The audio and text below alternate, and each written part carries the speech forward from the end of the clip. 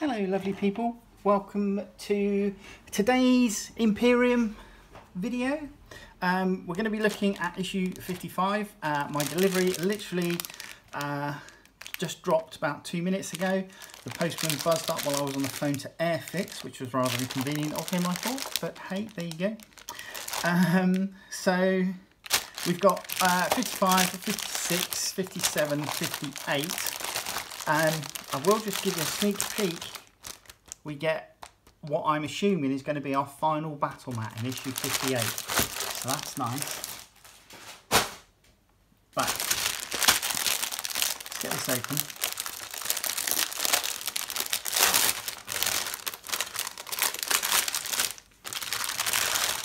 So we get the second lot of our Prometheum pipeline, or whatever it is they call them.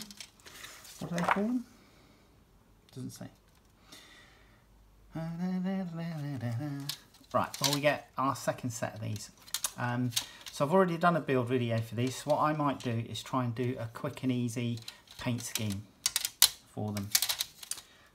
So we'll have a look at that in a bit. Let's have a look at the magazine. So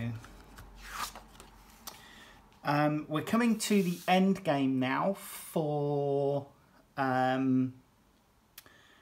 the Electia campaign with the sisters against the Necrons. So 55 to 58 in this issue, then there's 59 and 60, and then that should be the end of that campaign. And I'm assuming that we will get at the end of that in 59, in fact I'll be able to tell you.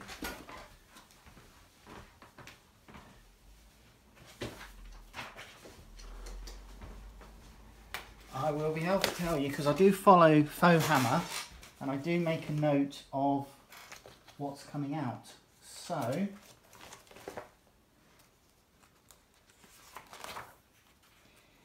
in 59 and 60 are the Outriders. So those were what I was thinking we were going to get, because if you remember back at the end of issues 39 and 40, they had us summing up and looking forward to what the next part of the campaign was going to be, and the Outriders were pictured along with the sisters and the Triarch Stalker. So anyway, build and paint your terrain, read about the Iron Hands, Adeptus Mechanicus stratagems. So here we go. Electia Battle Zone, Mechanicus, powering the defence, Hive Surface, Plasma Conduits, Factorum Structure, Plasma Reactor, Cog Mechanicus, etc. Battle Record. Electia's few operational Generatorum facilities continue to provide much needed power for the city's defences and remaining infrastructure. They must be defended if the Necron is to cling to the planet. So we've got some, you can create a name for your network and where it's going to. So you've got D6 charts for both of those. Sector battles.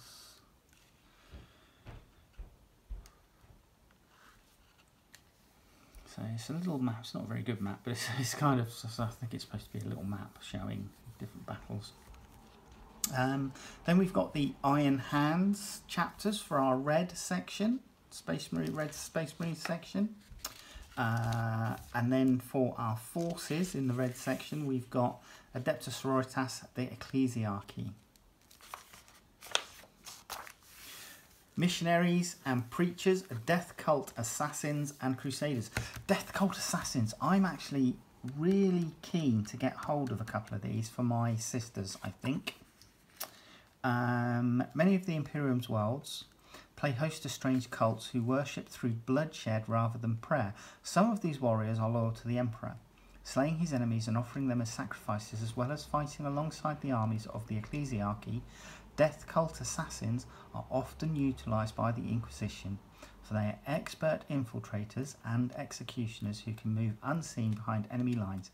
In battle, they twirl and spin through the enemy ranks, relying upon their uncanny reflexes to avoid blows Each and every one of a Death Cult assassin strikes is precise and lethal, and they delight in nothing more than spilling the blood of heretics. So very nice too. Yeah, I think I'm going to get myself a couple of those to go with my sisters. How to build plasma conduits. So you're going to get the instructions again, and then you're going to get the painting guide again, and we'll do a quick and easy paint guide for the conduits.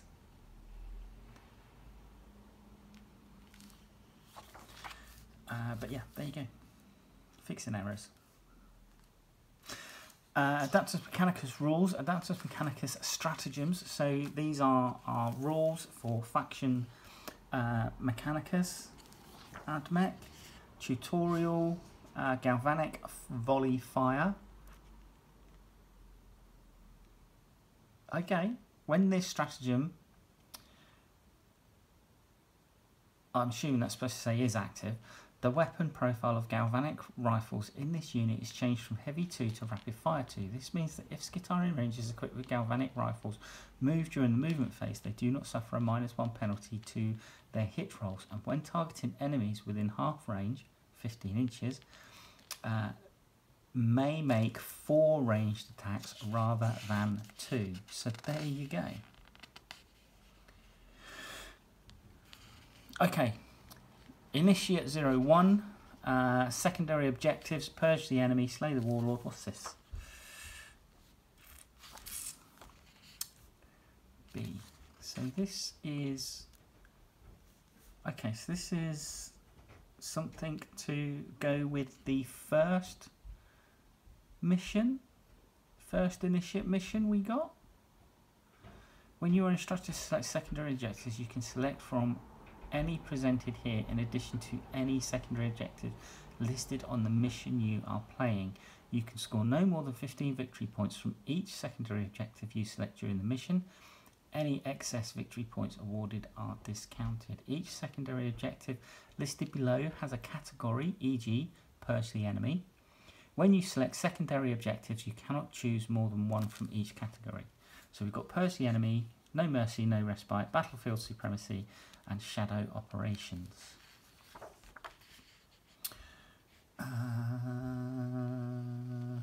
Okay.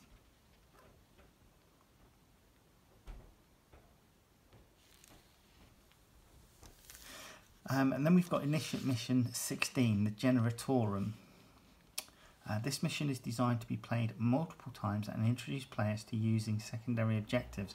Okay, so this is...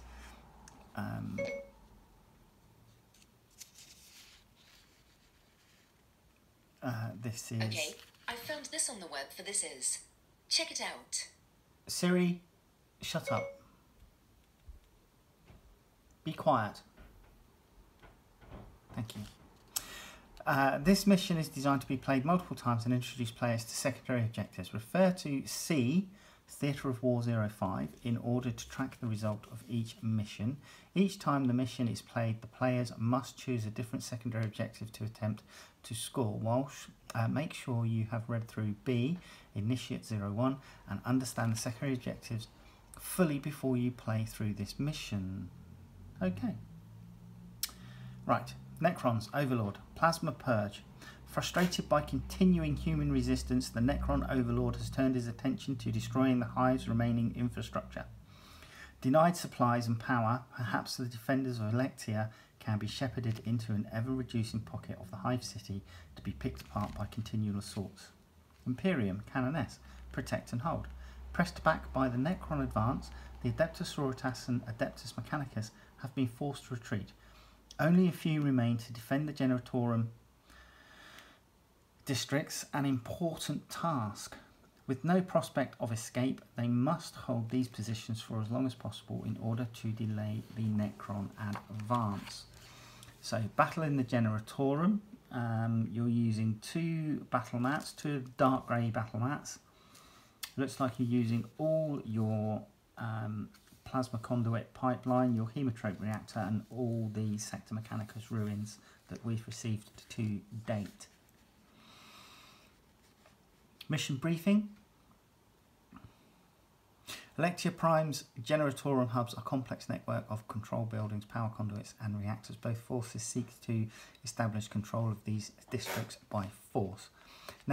Forces in play: Necrons, 1 Overlord, Plasmancer, 10 Necron Warriors, 10 Necron Warriors, 5 Immortals, 3 Canoptic Scarab Swarms, 2 Crypto Thralls and 1 Canoptic Reanimator. And for the Imperium we have the Canoness, the 10 Battle Sisters, the 5 Seraphim, Tech Priest Dominus, Tech Priest Engine Seer, 10 Skitarii Rangers and 3 Cataphren Destroyers. So that's what you've got there. And then a sum up and look forward to. We've got a couple of paints coming in 56 and 57 is the second of our Tomb Blades. Let's put that to the side. These are the plastic. I'll bring you down and we'll have a look. We've seen these before. If I remember, I will put a link to the previous video that I did in the description. And yeah, so these I mean, they're nice. They are what they are. When were they sculpted? 2021 these are as a sculpt, according to, yeah, Games Workshop, copyright 2021, according to the writing on the sprue. So this is what they look like. They're actually quite nice little bits of scenery. So you get a little control unit, various bits of pipe work,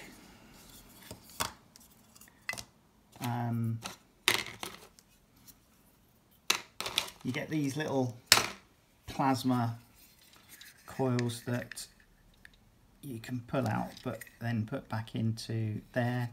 So yeah, they're not bad, they're pretty good. So what we'll do is we'll do a quick little battle ready paint video for them and take it from there. So join me in a second. Hey everyone, welcome back. Right, so all we're going to do is get this stuff tabletop ready for gaming across. Because it's scenery, I'm not too fussed about it being super detailed. So the first paint I'm going to go with is Lead Belcher. This is going to get applied all over. So I'm going to put plenty into my palette. I'm not going to use a wet palette for this because it just needs to be whacked on all over.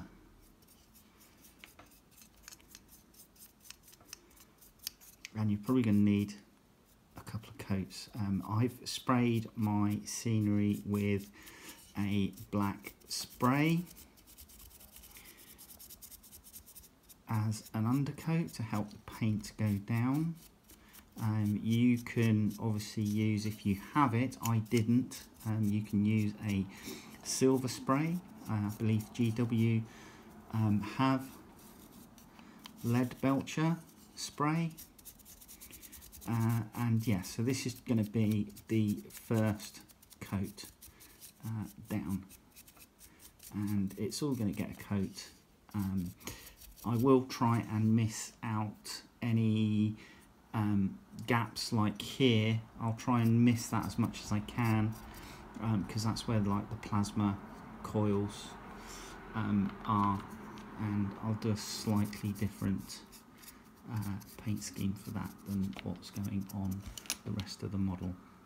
But there you go, come back in a sec and hopefully we'll have a nice silver pipeline. Now that I've given it a good few coats actually of the Lead Belcher, what I'm going to do is I'm just going to detail some of the items. So the first thing I'm going to use Corvus Black to paint what I would consider rubberized plastic, black plastic pipes. And again, because it's just scenery, I'm just going to use the palette.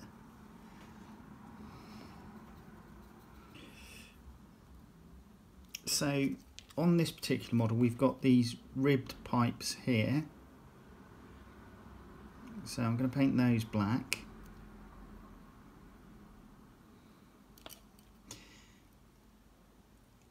But also, I'll just clean that off.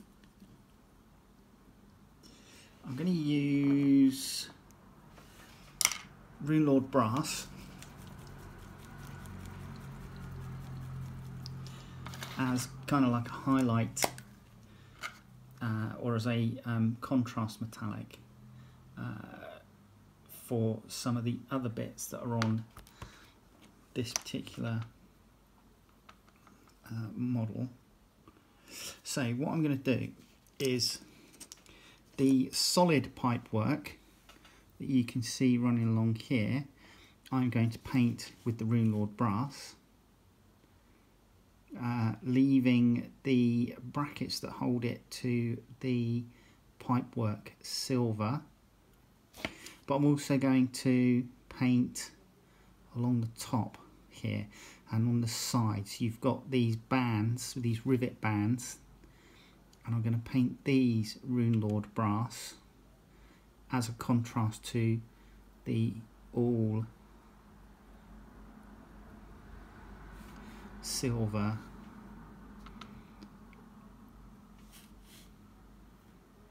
pipework. So I'm going to do that. You've also got some of these little, if you can see, you've got some of these little plates with symbols on.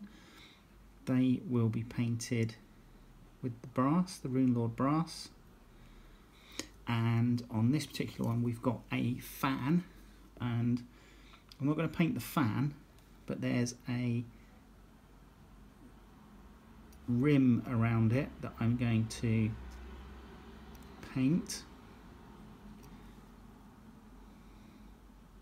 And then you've got the axle, the spindle for the fan in the middle there, which is brass. And as you can see, you've got these riveted trim on all four of the axis of this pipework, so that's all going to get brass. So come back in a sec and those bits will be finished. Okay, so as you can see, I have done all the brass that I was going to do. I've done the cabling and any plates, etc. I also did these two, any valves, basically pressure gauges rather, have also been done with the brass. So with that being done, what I'm going to do next is I'm going to use XxxX Earthshade now to go over all of the stuff that I have done brass, and I don't intend to be massively tidy about this. So all of this is just going to get done like that. The plate, so everything that has had Runelord brass painted on it will now get a coat of XxxX Earthshade. Right, so we have the XxxX Earthshade has gone down on the brass. I'm now going to use non-oil to do the lead Belcher. And I'm going to try and do this panel at a time, so that just make sure that I spread it about so it doesn't pool, there isn't too much pooling on the particular panels.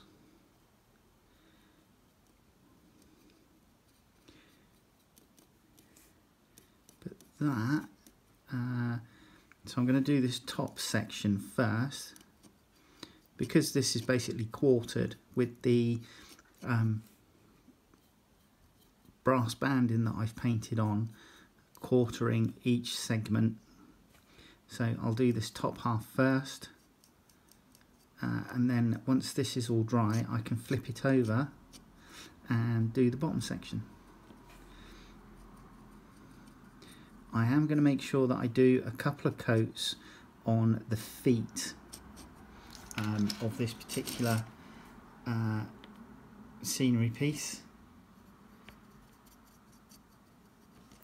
to make the feet much darker than the rest.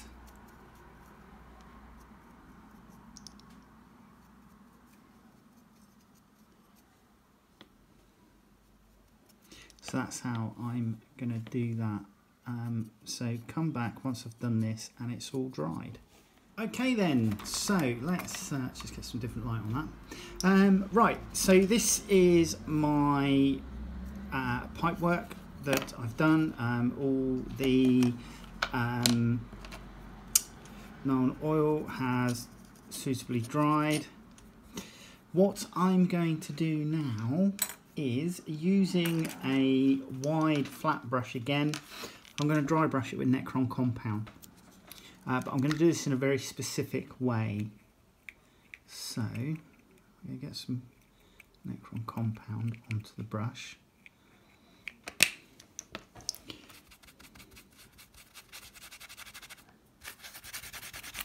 I think this brush might still be a little bit wet from earlier. Let's have a look.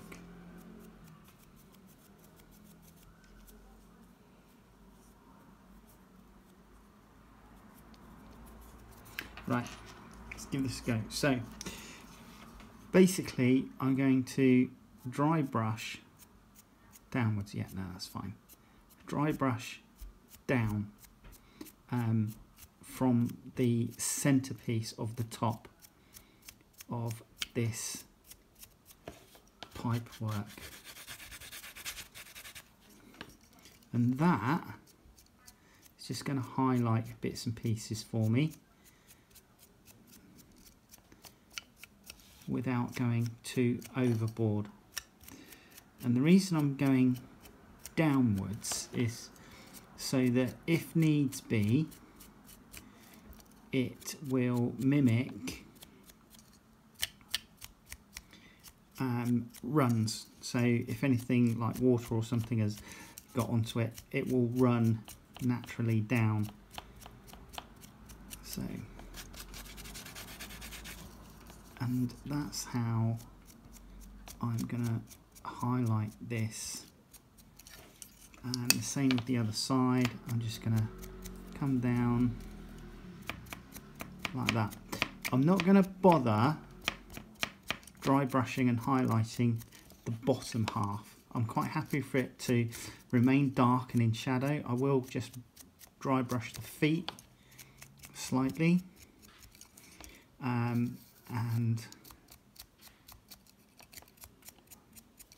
But that is basically how I'm doing this.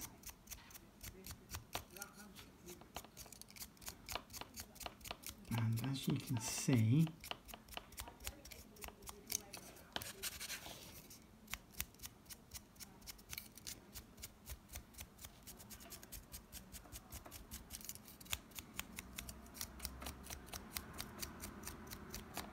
it gives us top-down look, something like so.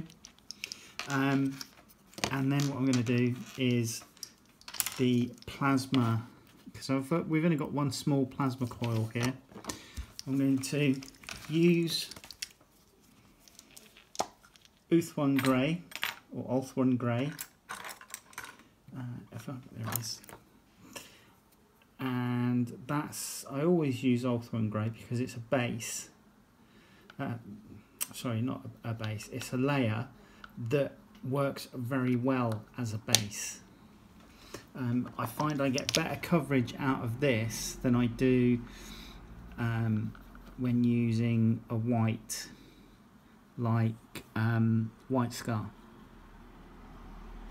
So I'm going to come in and I'm going to hopefully very carefully base coat the plasma coils as carefully as I can.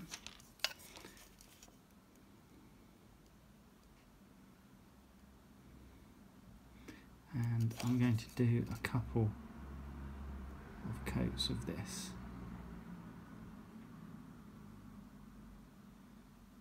To get a good solid colour. And it's an off-white really, rather than grey. I find this really great if I'm doing a white armour. I find this really great to lay down and then highlight with white from there. But I'll put another coat on that and then come back and we'll start adding in the plasma effects. Okay, so I normally, with my plasma, I don't go too mad, and this is obviously going to be scenery, so I'm not going to go overboard. But I'm going to put some blue in. I'm going to water it right down, basically.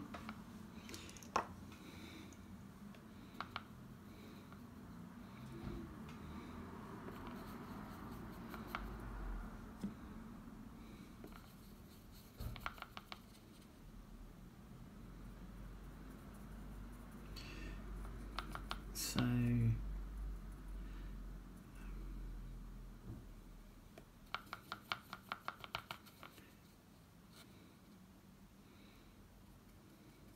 right, okay. So basically, I'm now just gonna paint that into here, and theory, because it's watered down, we should get more blue in the recess than on the raised bits. And that's it. That's all I'm going to do for the plasma glow. And I'm going to leave it at that. So there you go. That is quick and easy paint scheme for these pipes. You can get them straight on the battlefield.